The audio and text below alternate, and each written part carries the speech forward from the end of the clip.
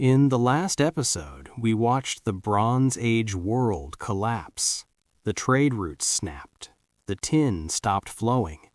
The palaces of Mycenae, Ugarit, and Canaan were burned to the ground. But there is one empire we have not yet looked at closely. One empire that was, in many ways, the most powerful civilization on Earth in 1200 BC.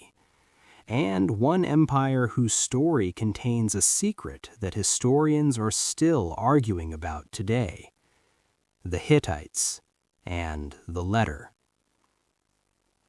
In the last episode, I told you that one empire saw the collapse coming, that it sent desperate warnings to every king it knew, that those letters survived.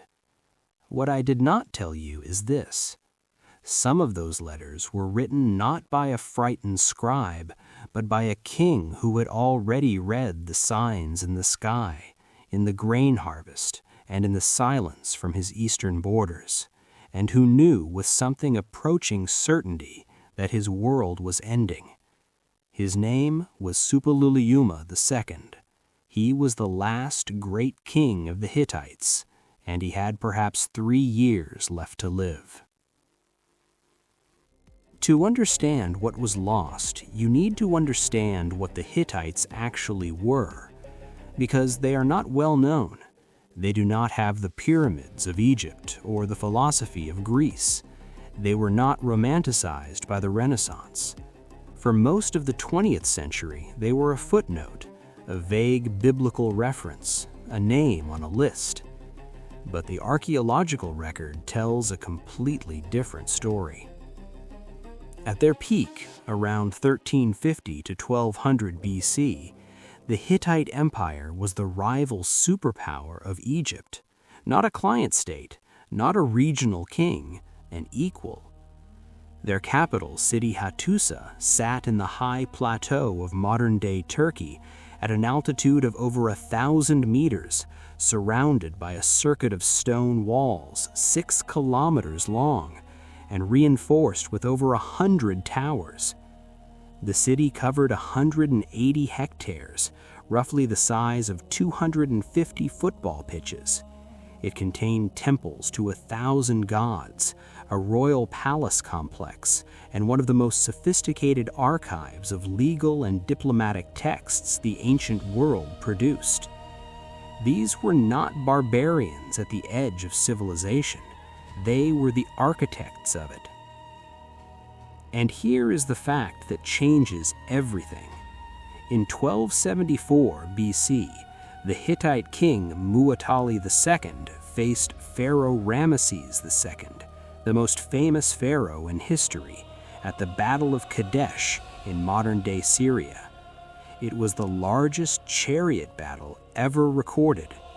Thousands of chariots, tens of thousands of soldiers. Neither side won. And what happened next is extraordinary. The two superpowers sat down and wrote the world's first known peace treaty. Not a surrender, a negotiated agreement between equals. The original text, in Akkadian Cuneiform, still exists. A copy hangs in the UN headquarters in New York today. Let that settle for a moment. The first peace treaty in human history was written 3,300 years ago by 2 empires that no longer exist. By the time Suppiluliuma II took the throne, around 1207 BC, the world was already beginning to fray at the edges, and the Hittite intelligence network was picking up the signals. The Hittite Empire was built on information. They maintained a system of vassal states across Anatolia, Syria, and the Levant, each of which was required to send regular dispatches to Hattusa. Think of it as an ancient intelligence apparatus, a network of tributary kings who functioned as listening posts at the borders of the known world. The dispatches that began arriving in Hattusa in the years before the collapse paint a picture of a system under pressure from every direction simultaneously.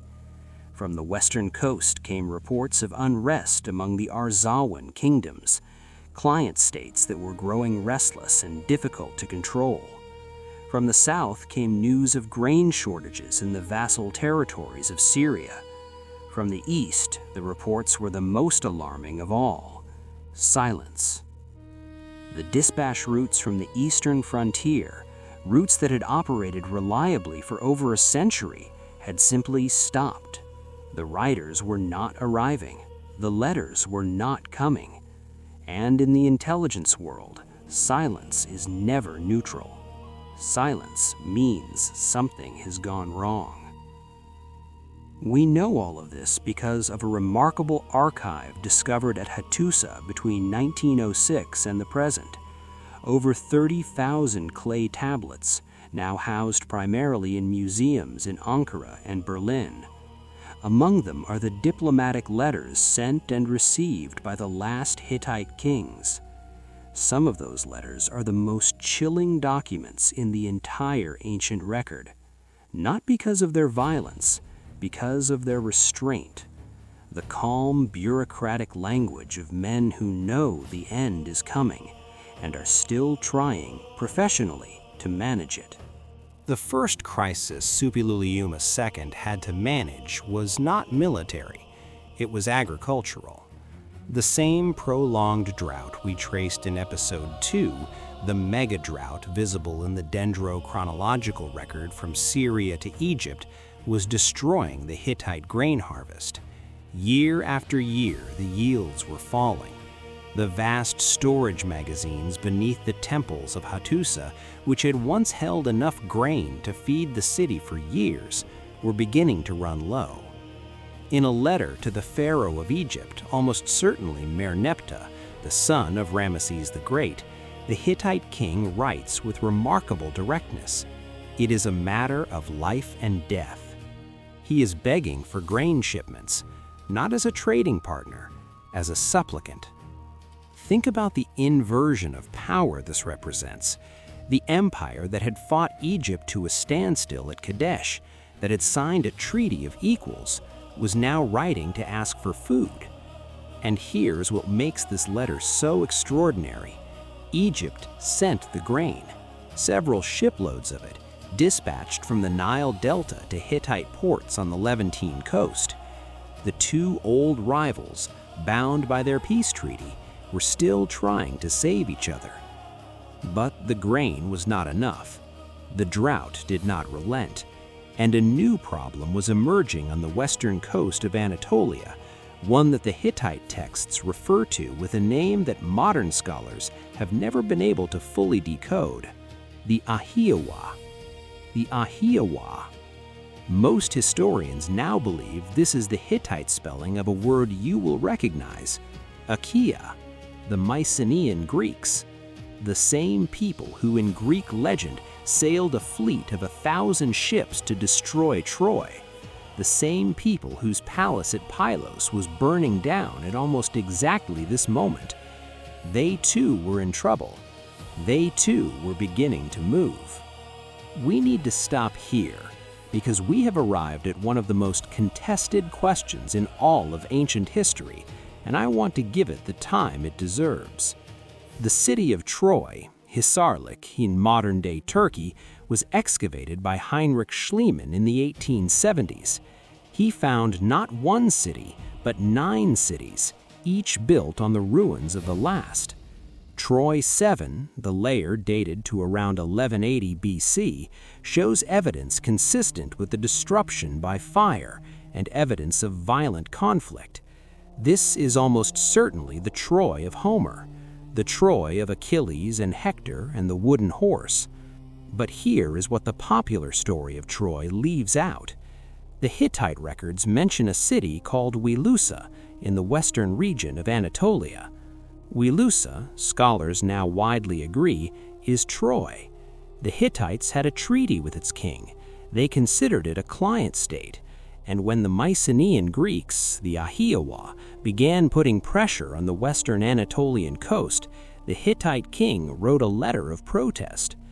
In other words, the Trojan War, as the Greeks recorded it, may have been only one episode in a much longer conflict, a slow-burning geopolitical struggle between the Hittites and the Mycenaeans over control of the western Anatolian coast. Not a 10-year war fought over a beautiful woman, a proxy conflict between two superpowers filtered through 3,000 years of myth. And Troy 7, the real Troy, was not destroyed by a wooden horse. The destruction layer shows evidence consistent with the chaos of the broader Bronze Age collapse: fire, structural failure, and ultimately abandonment. The city that Homer called the greatest in the world was one casualty among dozens, caught in the same systemic collapse that was dismantling every palace culture from Greece to the Levant. The heroes of the Iliad were fighting over the ruins of a world that was already ending beneath their feet. Back in Hattusa, the situation was becoming critical. The Western vassals had broken free, the grain stores were depleted, the Eastern intelligence network had gone silent. And now, in the final years of the empire, perhaps around 1200 BC, perhaps slightly later, the exact date is still debated, the letters from Hattusa take on a different quality. They become more urgent, more personal. The careful diplomatic formulas are still there, the Bronze Age equivalent of professional language, but underneath them you can hear the pressure. One letter, written to the king of Ugarit, the same city we visited in episode 2, whose destruction we already know is coming, instructs him to send grain immediately. Not next month, not at the next trading season, now. The tone is not a request, it is an order from a king who knows he's running out of time. Another letter from the king of Alasia, Cyprus, arrives at Hattusa warning that enemy ships have been sighted. The ships are not identified by name. They are described only as coming from the midst of the sea. From the midst of the sea. The same phrase that appears in the Ugarit archive. The same ships. The sea peoples, moving along the coast, destroying port cities one by one like a row of dominoes being knocked over in sequence. Suppiluliuma II responded as a king should. He organized a naval response, he sent ships to intercept the enemy fleet, and in the one genuine military success of his reign, he won a sea battle, possibly off the coast of Cyprus, routing the enemy fleet and claiming a victory in the Hittite records. It was a tactical success. It was strategically meaningless, because while the ships were fighting in the eastern Mediterranean, the Hittite homeland was failing from within.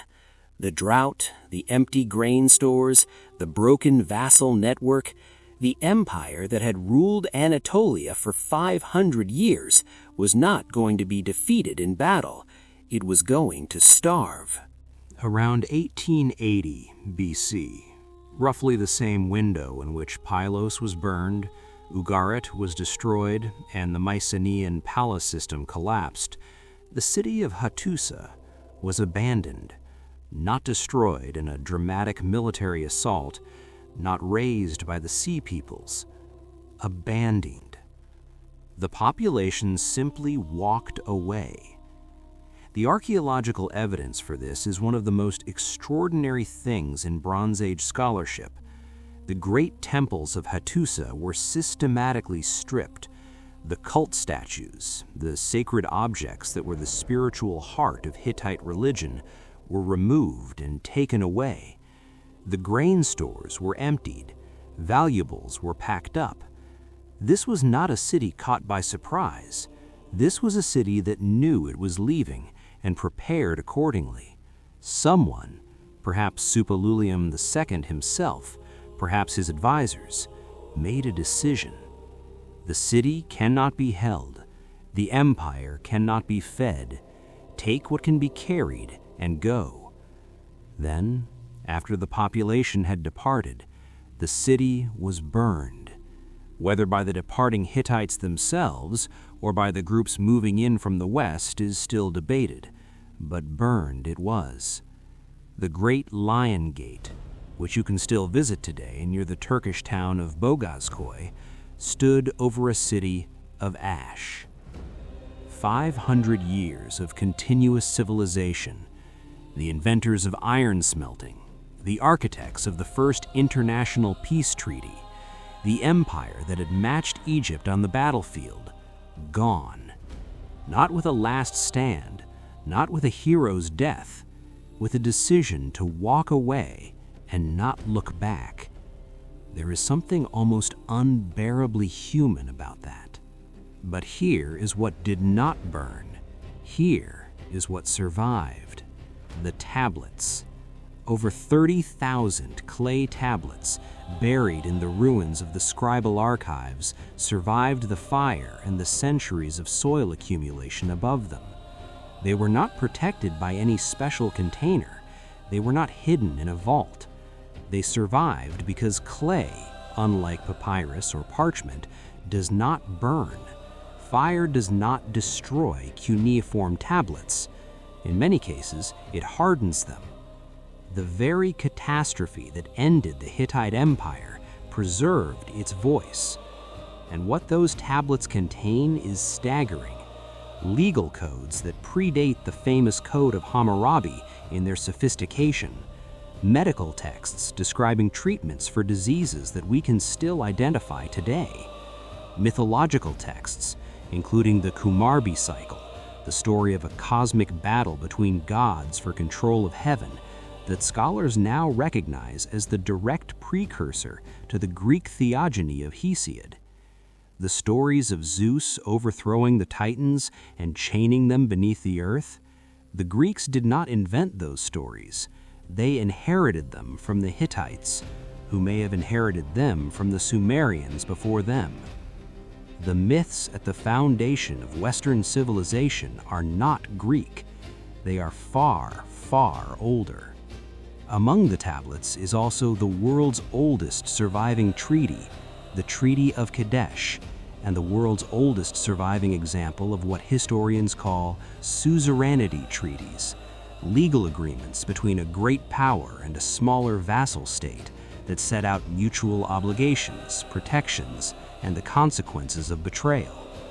Legal scholars have noted that the structure of these Hittite suzerainty treaties, the preamble, the historical prologue, the stipulations, the divine witnesses, the blessings and curses, is almost identical in structure to the covenant texts in the Hebrew Bible. The format of the Book of Deuteronomy, written centuries later, mirrors the Hittite treaty template almost exactly. The shape of biblical law was cast in a Hittite mold. The empire fell. Hattusa was abandoned. Suppiluliuma II, the last great king, disappeared from the record. We do not know how or when he died. But the Hittites did not vanish entirely. In the centuries after the collapse, a series of smaller city-states emerged across northern Syria and southeastern Turkey, states that maintained Hittite language, religion, and art long after the empire itself was gone. Historians call them the Neo-Hittite kingdoms. Cities like Carchemish, Malate, and Zinkirli continued to use Luvian hieroglyphics, to worship the Hittite storm god Teshub, and to carve stone reliefs in the style of the Great Empire for another 5 centuries after Hattusa burned. The empire died. The culture became a seed, and that seed was carried, spread, and planted in the ground of every civilization that came after it. 3 episodes in, and we have watched 3 different kinds of ending. The Bronze Age collapse was the death of a system. The Battle of the Nile Delta was the death of an age, and the abandonment of Hattusa was something rarer and stranger, the death of an idea. The idea that power, once built, is permanent. The Hittites built for eternity 6 kilometers of walls, 100 towers, 30,000 tablets. They negotiated the first peace treaty in human history because they believed the world they were building would last long enough to need one. it did not last, but the tablets did, and the tablets are still speaking. Suppiluliuma II, the last great king, knew the end was coming. He could read it in the empty grain stores, in the silent dispatch routes, in letters from Ugarit that stopped arriving. He fought a sea battle he could not afford to lose. He sent warnings to kings who could not be saved. And then, at some point, in some way we do not know, he was gone. History does not remember last words. History rarely remembers last words. It remembers what was built, what was written, and what survived the fire. I'm your host. This has been the Midnight Storyteller. The archive is still open. Good night.